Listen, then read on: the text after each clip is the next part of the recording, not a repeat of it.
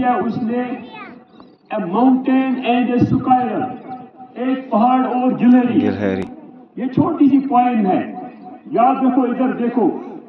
تو گلہری نے پہاڑ سے کہا میں جمپ کر سکتی ہوں,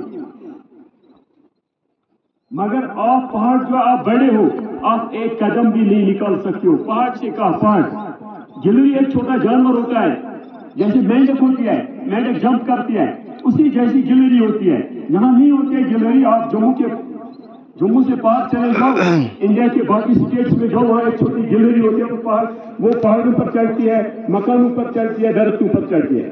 تو یہ ہے, یہ ایمرسن جو ہے, یہ پوائنٹ میں دکھاتا ہے کہ ایک پہاڑ اور ایک گلہری آپس میں باتیں کرتے ہیں. گلہری کہتی ہے میں آپ سے اچھی ہوں, میں جمپ کر سکتی ہوں, میں چل سکتی ہوں, ایک قدم بھی آپ پہاڑ نہیں, آپ پہاڑ تو بڑے ہو. پہاڑ کہتا ہے اس سے میرے اوپر ہزاروں اور لاکھوں گلہریاں بیٹھ سکتی ہے, آپ چھوٹی جانور ہو, اگر آپ پہاڑ آپ پر بیٹھے تو آپ کی ڈیتھ ہو سکتی ہے. اتنی پوائنٹ ہے, 5-8 لائنز ہے نے لکھی. اسی پوائنٹ کو علامہ اقبال نے ٹرانسلیشن کیا اردو میں, تو اس کا نام بھی رکھا اس نے, ایک پہاڑ اور گلہری, ایک پہاڑ اور گلہری. اور لاسٹ جو آتا ہے شاید اس کا نام ہے, اس کا انگلش لاسٹ ہے all is well. All is well and why the pit but talent differ. یہ ایمرسن کا لاسٹ شعر ہے. اس میں علامہ اقبال نے اس کو ٹرانسلیشن کیا, نہیں ہے, یاد رکھو, نہیں ہے چیز کوئی نکمی زمانے میں, نہیں ہے چیز کوئی نکمی زمانے میں, کوئی برا نہیں قدرت کے کارخانے میں. یعنی جو بھی چیز اللہ نے بنائی ہے دنیا میں, وہ سب چیزیں اللہ نے کسی مقصد کے لیے بنائی ہے, اور کوئی چیز دنیا میں برا نہیں ہے. اب آپ دیکھو ادھر, ایک جانور ہوتا ہے, کیا ہوتا ہے, گدھ, جس کو ہم گدھ کہتے ہیں یا ولچر کہتے ہیں. اللہ نے اس کو کام رکھا ہے, جو بھی جانور مر جاتا ہے اس کو ہم باہر رکھتے ہیں, اور وہ آسمان سے آتی ہے, اس کے جو سمیلنگ پاور ہے وہ دور آسمان سے دیکھ اس کو سمیل آتی ہے, اور وہ مرے ہوئے سڑے ہوئے جانور کو کھا جاتے ہیں. اگر یہ سڑا ہوا جانور انہوں نے نہیں کھایا تو دنیا میں بدبو پھیلے گی. تو اس کا مطلب یہ ہے, صفائی کرمچاری کا کام کرتی ہے ولچر, یہ اس کا کام ہے. آپ کے گھر میں چوہے نہیں ہوتے ہیں, کشمیر میں چوہے ہوتے ہیں, وہ تنگ کرتے ہیں بہت, پھر ہم دوائی رکھتے ہیں, پھر جب دوائی رکھتے ہیں وہ مر جاتے ہیں.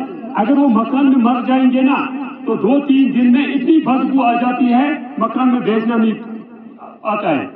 اب ہم اس چوہے کو باہر پھینک دیجیے راستے پر, تو کوا آتا ہے, کوا کھا جاتا ہے اس کو, بدبو ختم ہو گئی. تو ہر ایک نظام کے لیے اللہ نے اپنا اپنا نظام رکھا ہے, اپنے اپنے کریشن رکھی ہے, وہ یہ کام کرتے ہیں. اسی کو ایمرسن نے کہا آل از ویل, اور علامہ اقبال نے کہا کوئی چیز نہیں ہے زمانے میں, کوئی برا نہیں قدرت کے کارخانے میں. ہو گیا یہ. اب آپ قرآن پر آ جاؤ. لقد خلقنا الانسان فی احسن تقویم, میں نے انسان کو اشرف المخلوق بنایا, سپریم کریشن بنایا, اس کو سوچنے کا دماغ دے دیا. جب دنیا بنائی اس نے انسان بنایا, انسان کو سوچنے کی طاقت دے دی. باقی دنیا کی جو کریچرز ہے, جانور ہے, پلانٹس ہے, اینیملز ہے, وہ اپنی جگہ بیٹھے ہیں, مگر انسان چاند پر پہنچ گیا, جہاز میں چلتا ہے, گاڑیاں چلتی ہے, سڑک پر سڑکیں نکلتی ہیں, مکان بناتے ہیں, ڈیزائننگ ہو جاتی ہے, کمپیوٹر نکلا, انٹرنیٹ نکلا, یہ سارے انسان کی. اسی لیے انسان جو ہے یہ سپریم کریشن ہے. ٹھیک ہے.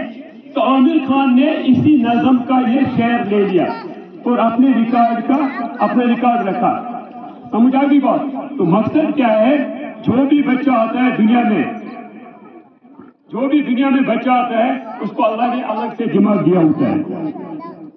آپ سمجھتے ہو, سب بچے جو اللہ جو آپ کا یہ باکس ہے یہاں, اس میں آپ کا ٹیلنٹ ہوتا ہے, دماغ ہوتا ہے, اللہ نے الگ الگ مطلب ٹیلنٹ دیا ہوتا ہے. کوئی کسی کو رائٹنگ کی سکل ہوتی ہے, کسی کو ڈرائنگ کی سکل ہوتی ہے, کسی کو لکھنے کی سکل ہوتی ہے, کسی کو سائنس ٹیکنیکل مائنڈ ہوتا ہے. جیسے آپ تھامس ایڈیسن کو دیکھیں گے, وہ صرف वो छोटी छोटी चीजें लाता था और उनको जोड़ता था। तो फिर 18 साल की एज में उसने टॉक की मशीन बनाई, जिससे मैं इस वक्त बोलता हूँ, ये इसी की बनाई हुई है।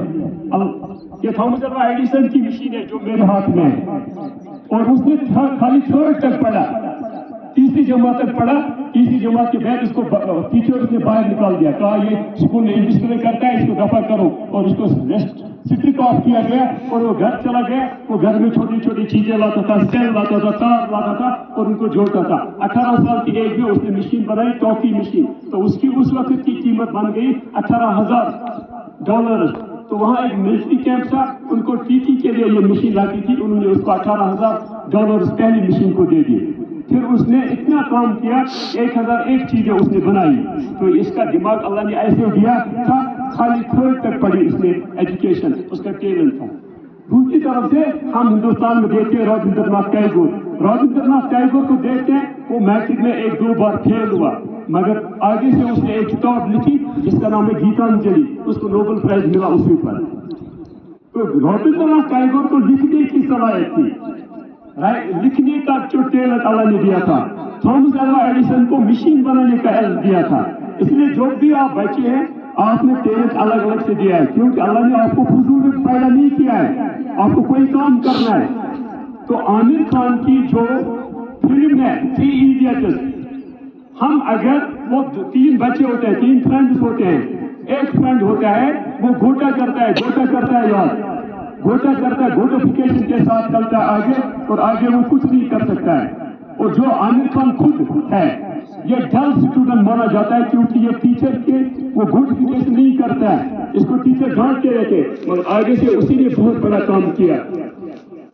उधर हॉस्पिटल में एक डिलीवरी केस था, मशीन नहीं थी, पावर नहीं था, उसने वहां मतलब ऐसी टेक्निक इस्तेमाल की, वो डिलीवरी केस जो है वो हल हुआ। इसका मतलब ये आमिर खान कहता है उस 3 इडियट्स में, अगर आप दिमाग को लड़ाएंगे, अच्छी तरह से चलेंगे, दिमाग खराब नहीं करेंगे अपना, तो आप आगे से कोई भी काम कर सकते हो। अगर आपने ये गोटाफिकेशन की बड़ी बड़ी डिग्री ले ली, बाकी चीजें की, मगर दुनिया की बुराई में फंस गए, नशे में फंस गए, तो आपका दिमाग काम नहीं करेगा। जो टैलेंट अल्लाह ने आपको दे दिया है वो जाया हो जाएगा, तो फिर ऑल इज वेल नहीं रहेगा। ये ऑल इज वेल जो है,